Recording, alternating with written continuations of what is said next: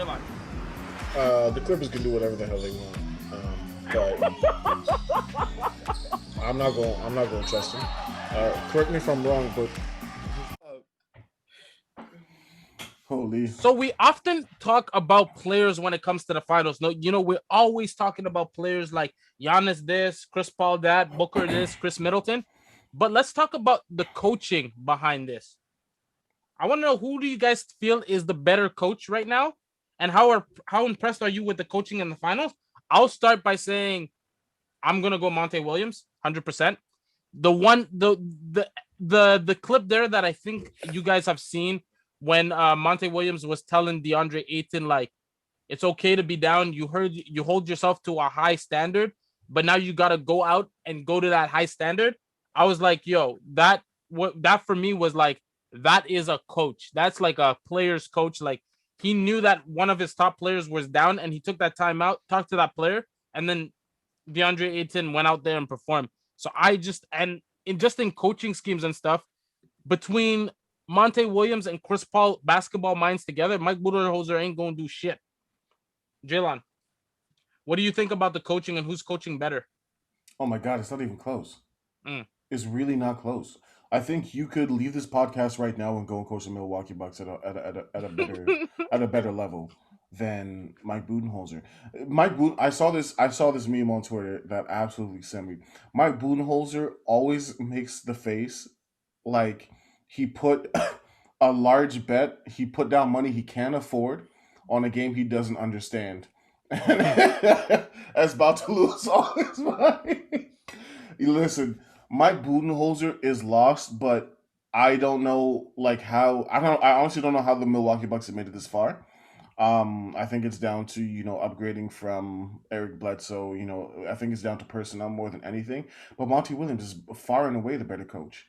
Mm-hmm. He neutralized Jokic, which was seemingly impossible to do based off of this MVP season that Jokic just had. He neutralized LeBron in the first round. He has the Suns playing ahead of their age now. Chris Paul does have something to do with that as well. Repeat that, please. I didn't hear you. My fault. My earphone cut out. Get better earphones. You can't do this to me on national television. I think Monty Williams is doing a hell of a job with Phoenix, and I think it started last year before Chris Paul got there as well. Because if you remember in the bubble, they was beating everybody. They was beating everybody. They was beating everybody. So they I played think 8 games. Thank you. 8-0. So I think that once he got everybody back healthy, we could see exactly what Monty Williams was trying to do from last year, from inside the bubble, and then this year it carried over. He brought in some veteran guys to replace Ricky Rubio. So obviously the team's going to get drastically better. Can you just say the name, please? Because I don't know the person you're referring to. Cameron Payne is doing a hell of a job off the bench. Starting? Jay Crowder was a great addition. Mikal Bridges is coming into his own. Cameron Johnson, Dario Saric, all those guys are playing ahead of their age and ahead of their skill set, and I think that's 90% to do with Monty Williams. One thing that I will say too about the way you said Mike Budenholzer and like the Bucks are winning off athleticism and like just personnel. If we remember correctly, he was outcoached in the Atlanta series as well. Nate McMillan outcoached the shit out of him. Mm-hmm.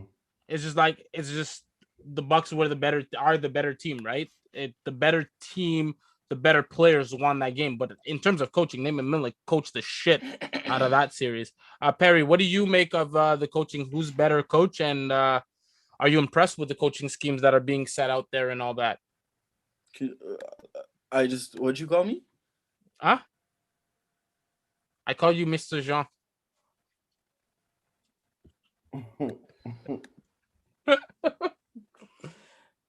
Yeah, answer the question now, man. Yeah, he just called you. Okay, perfect. So now listen. I'm about to sing a song for you guys. Written by yours truly.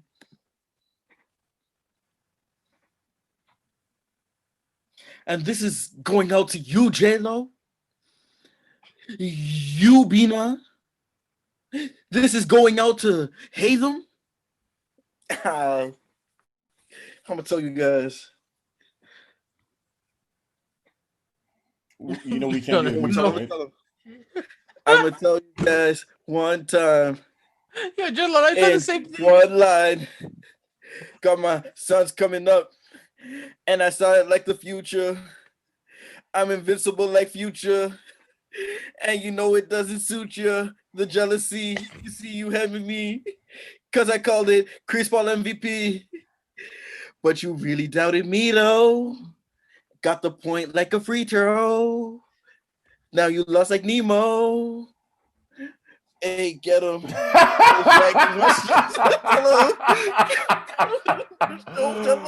This boy said, got a point like a free throw. Now you lost like Nemo. Nah, Chief. Nah, Perry. You weren't too much today. You weren't too much today, bro. You are way too much today. I'm making myself laugh. Oh, Wow.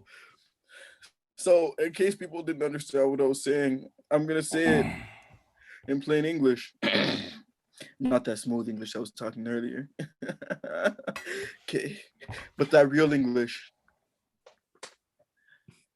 Let's play a game called Do You Remember?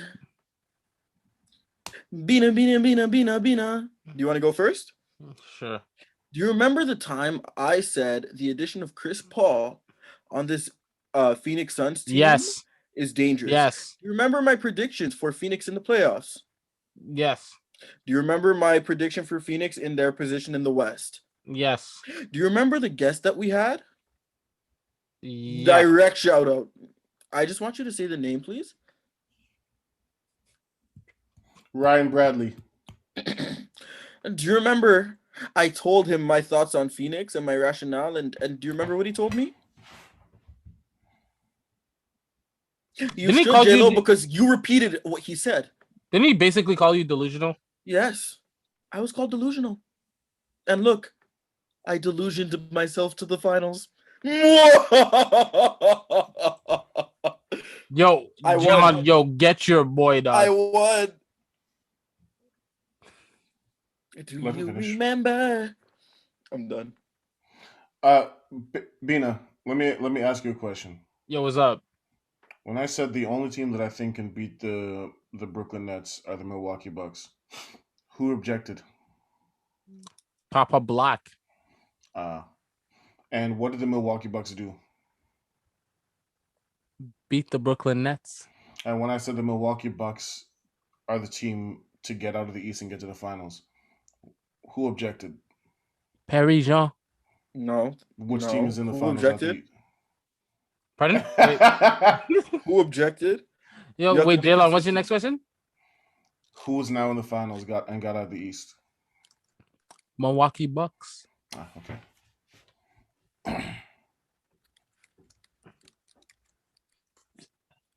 Papa Black. Rebuttal.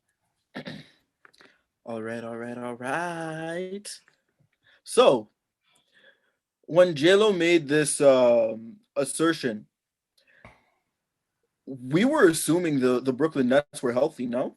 Mm-hmm. We were assuming health, right? Yup. So now, do you know what happens when a child sees cookies being baked and tries to get it early? You get burned because you called.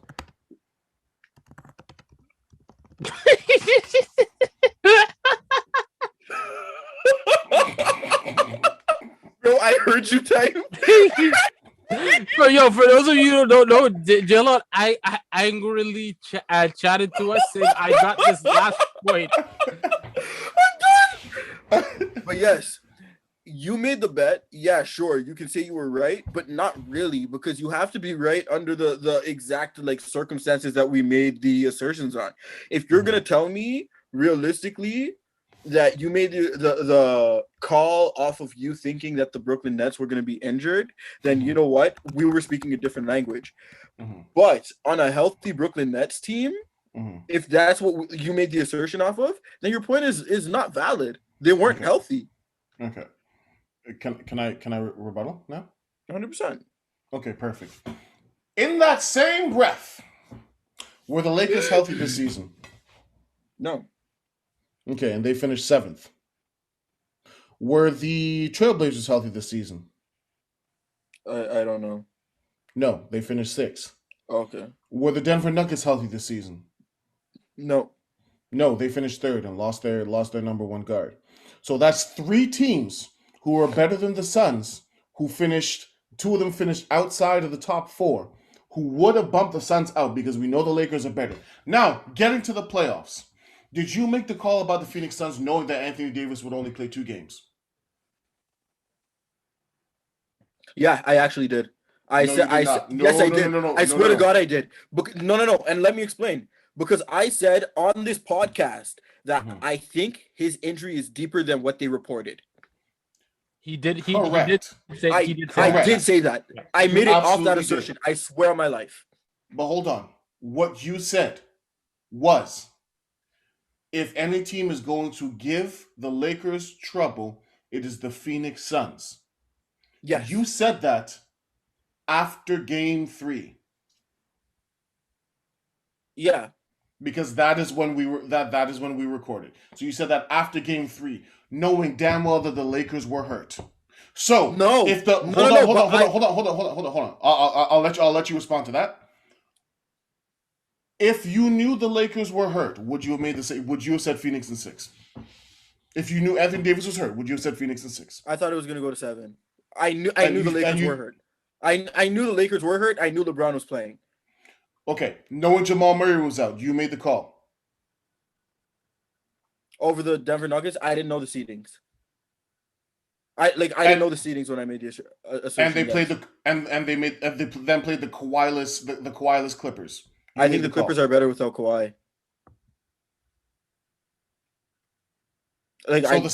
So in the same breath, were you talking about me saying, well, Brooklyn I think they're better healthy. without Kawhi. So it actually strengthens my point. No, but my point is Phoenix in this entire playoff run, they're playing a great brand of basketball. I'm not denying that. But my point is you play the Lakers without a second best player, and then the second best player turns into Amber Rose. Then you play I predicted that. You play the Denver Nuggets without their leading scorer in Jamal Murray. Man's really hate Amber Rose. Their leading point guard in Jamal Murray, and then you play the Clippers with arguably the best two-way, without arguably the best two-way player in the game right now in Kawhi Leonard. So it goes both ways. You had 3 rounds in which you didn't face the best player.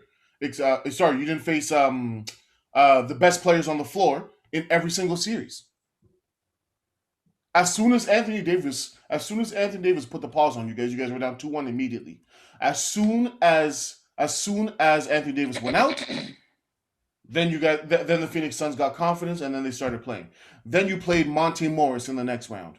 And then you had Terrence Mann having to score 37 to keep the Clippers afloat.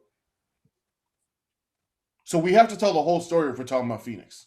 The same way you had me tell the whole story when we're talking about Milwaukee and the Brooklyn Nets. We have to tell the whole story about Phoenix. That's all. Yo, Papa, you got a final rebuttal before we move on? 100%. So, the Lakers, I predicted Anthony Davis's injury because I said it on this podcast. I've told you in various individual conversations, I think his injury is deeper than they reported. I don't see him being healthy in the playoffs. Mm-hmm. Correct or incorrect? I also said if Anthony Davis is healthy, the Phoenix Suns are not winning that series. But I don't think he's going to be at 100%, especially since he's coming back into the season late. Am I correct? I don't recall that, but okay, you said it. I've said it. I feel like I've made it clear that I suspected Anthony Davis's injury was a lingering injury. I suspected that it was going to give him issues in the long run and that he has durability problems. I believe you guys all know. Yeah. Can we come to a consensus that though I've been consistent with that? Okay. So yeah, when I called the Phoenix Suns over the Lakers, I feel like The points that I brought can lead us to the conclusion that I suspected that Anthony Davis was not going to be at 100% or potentially play. I suspected. I personally thought that the Denver Nuggets played a great brand of basketball. I didn't see that one coming. So sure, like I thought they were going to play Portland, to be honest. You thought Portland was going to get out the first round against Denver, you mean? No. I thought Portland was going to get out the first round. I apologize. But then playing the Kawhi-less Clippers, I genuinely believe that because the ball moves a little more, everybody gets involved, and it's an more equal opportunity offense because the ball is moving so freely that the Clippers are better without Kawhi. I think Kawhi is a great player, but I think the reason why the Clippers have their shortcomings is that Kawhi's game is something that's a little more stagnant and meant for a traditional style of basketball where he can take his steps, or well, not traditional, but maybe like a triangle type thing. So, old school, you mean? Yeah, old school. But I genuinely believe that I've made my point that I believe I'm saying believe a lot, but like I believe that I made the point that I think the Clippers are better off without Kawhi. Mm-hmm. I think I justified that with Paul George's contract. Am I wrong? Am I wrong? Contract. You remember when Paul George got the max contract extension and I said it's a great move? Because you're securing him for the future. So if Kawhi, yes. I thought you meant you signed another. I thought you meant you signed another. Okay. Yeah. I thought you were saying my point was unfamiliar. So no. I just that's those points are familiar, right? Yeah. And you remember me saying that I think the Clippers are better without Kawhi, correct? You did. Okay, so now if I'm saying the Clippers are better without Kawhi, and I thought the Phoenix Suns were going to play the Clippers with Kawhi, and they're playing a better team, does that not strengthen my point? No, because the Clippers didn't have their best player. They're playing a better team. Like from my points, like you can disagree with my points, but I think they're playing a better team. So you're telling me what you're saying right now is that based on the fact that you feel that the Clippers are a better team without Kawhi, you think it was harder for the Phoenix Suns to beat the Clippers, thus strengthening your point. I genuinely believe with my points, like my belief, realistically, because here's what we have to go with. We have to go with my frame of mind at that point. I thought they were going to beat a Clippers team that was weaker. Now they're playing a stronger Clippers team. So if we're thinking in retrospect, I think it strengthens my points. Obviously, it doesn't strengthen my point to like the general public in the sense of like, oh, he called this and it's valid. But I'm saying realistically in this dynamic, there should be a consideration like, hey, Perry believes they're playing a better team and they still beat them. Mm-hmm. So that just should show the belief I had in the Phoenix Suns. Mm-hmm. Am I making sense? Yeah, you're making sense. So for me to gloat over their success is me understanding like, hey, I think the only pass they had in the playoffs realistically were the Denver Nuggets. I think the Clippers gave them a run for their money that they wouldn't have if Kawhi was playing. I don't think they get out the Utah Jazz series, but that's for another day. But if they overcame that, and I came to the belief that Phoenix doesn't get out of the Utah Jazz series? No, I don't think the Clippers get out of the Utah Jazz series. With Kawhi? Yes. They were down. No? They were down 2-0 and Kawhi made it 3-2. He only missed one game. Yeah, and then he was out for the series after that. They were down 3-2. No. And then they won 2 in a row. No, they were down 2-0 and they won 4 straight. Yeah. Did that not go to 7? No, that was 6. Yo, they won 4 in a row, yeah. Yeah. Because Terrence Mann had 40 in game 6. Because it's the same thing that happened when the Clippers were down 2-0 to the Suns. The narrative was like, can the Clippers do it again? Yeah, you're right. Yeah. My fault. Yeah. But my point being that I believe that the Suns played a tougher team in this Clippers team without Kawhi. So I think that should strengthen my belief in the Suns. That's and I've been calling it for the entire season. Yeah, that's absolutely fair. It's never